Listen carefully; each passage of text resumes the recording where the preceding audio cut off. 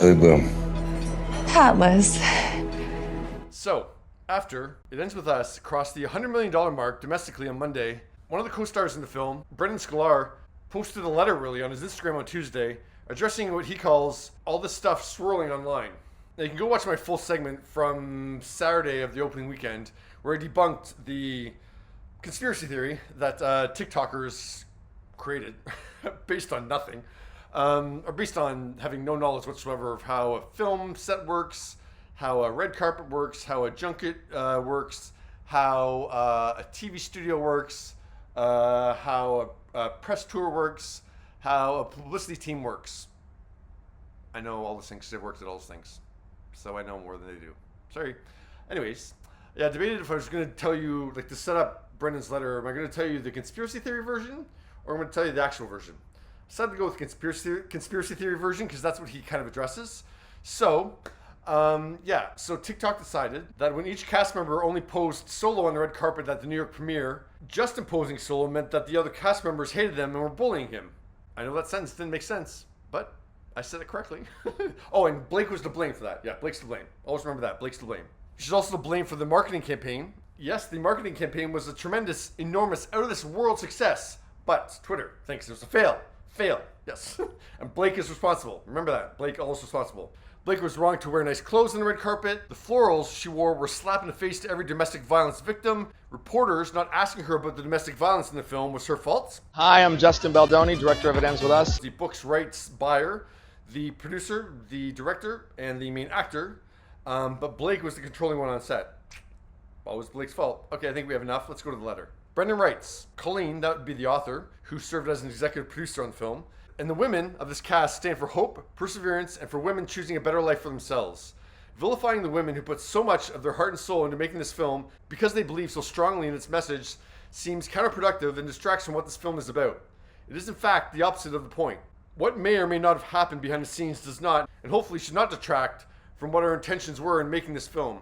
It's been disheartening to see the amount of negativity being projected online. Someone very close to me has been struggling with a relationship that has mirrored Lily's closely. I feel a responsibility to bring this to life and help spread that message further. Prior to my involvement in this film, she had not heard of the book. It was only then that she read it. She credits Colleen's book and subsequently this film with saving her life. Trust me when I tell you, there isn't a single person involved in making this film that was not aware of the responsibility we had in making it. A responsibility to all the women who have experienced generational trauma, domestic abuse, or struggle with looking in the mirror and loving who they see. This movie is a harsh reality check for the men who need to get their shit together and take responsibility for themselves and their actions. This film is meant to inspire. It's meant to validate and recognize. It's meant to instill hope. It's meant to build courage and help people feel less alone. Ultimately, it's meant to spread love and awareness. It's not meant to, once again, make the women the bad guy. Let's move beyond that together. All I ask is that before you spread hate on the internet, ask yourself, who's it helping? Ask yourself if your opinions are based in any fact. Mine are. The TikTokers aren't. Or if you simply want to be part of something, let's be part of something better together. A part of a new story being written for women and all people everywhere. Lead with love and please be kind. Brendan. What I find interesting with Brendan's letter is he's rightfully defending Blake. Hello, I'm Blake Lively. And I'm Brandon Sklenar. We play Lily Bloom and Alice. in the movie It Ends With Us. But he doesn't rightfully point the finger at Justin and Sony, which makes me wonder if Sony's behind this. Because this is the kind of PR damage control that Sony needs to do on behalf of Blake, because I have no doubt Blake is threatening to sue. Blake has a cut and dry civil case that she could take every single penny that Sony makes off this movie for what's happened to her as a result of this. And people were confused why Justin hired a crisis manager after the opening weekend. I knew why he did it. And I wanted to make sure this film always had a female gaze, and I was never putting myself into it. Because both Justin and Sony's promo strategies that Blake helped in executing helped them, but made Blake the bad guy.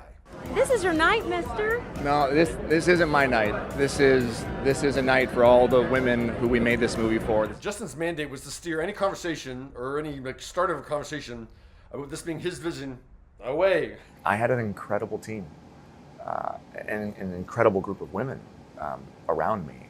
There's a male cinematographer, 3 male cameramen, a male sound technician, the chief lighting technician was male, the costume designer was male, the head of the hair department was male, the 2 set dressers were male, the 2 composers that did the music were male, the special effects team was 7 people, all male, Did I get one? Yeah. So who was in this female gaze?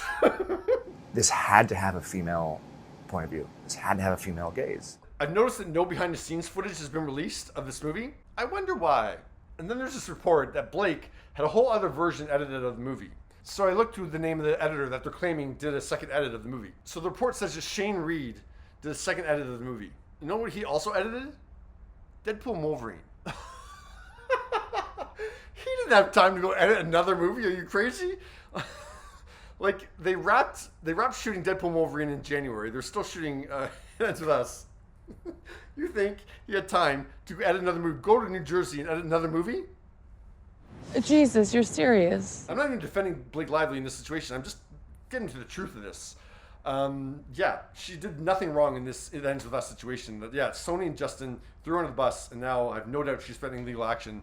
And so this is the first step of making things right in a way. But yeah, what are your thoughts on Brendan making this public statement?